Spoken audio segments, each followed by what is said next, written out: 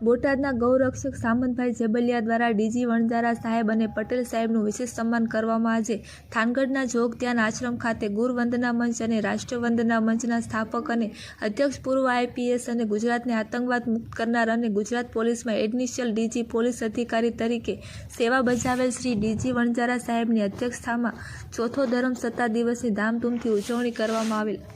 આ કાર્યક્રમમાં ગુજરાતભરના સંતો મહંતો અને સામાજિક ધાર્મિક સંસ્થાઓ સંગઠનોના વડાઓ બહોળી સંખ્યામાં ઉપસ્થિત રહેલ। આ કાર્યક્રમમાં રાજસત્તા સાથે ધર્મસત્તાને સ્થાન મળે અને ભારતભરમાં સનાતન ધર્મને બચાવવા ઉપર ખાસ ભાર મૂકવામાં આવેલ। આ કાર્યક્રમમાં ઉપસ્થિત દરેક સંતો મહંતો અને મહાનુભાવોના પણ સન્માન કરવામાં આવેલ।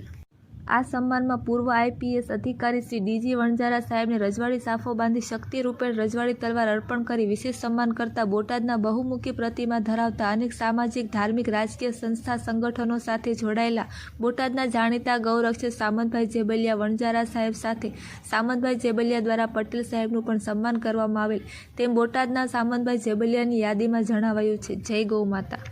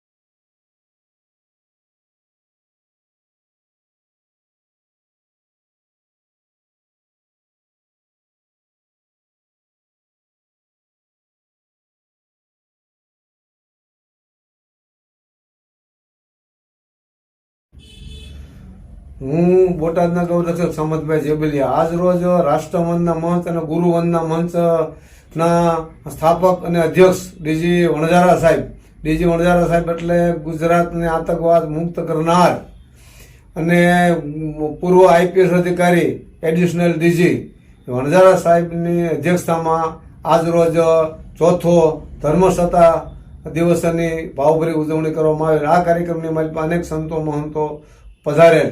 આ તકે અનેક સંતો મહંતોના સન્માન સાથે અમે પણ ડીજી વણજારા સાહેબને રજવાડી સાફો બાંધી અને રજવાડી તલવાર અર્પણ કરી વિશેષ સન્માન કરી અમે ગૌરવની લાગણી અનુભવીએ છીએ। જય ગૌ માતા, વંદે માતરમ, જય માતાજી।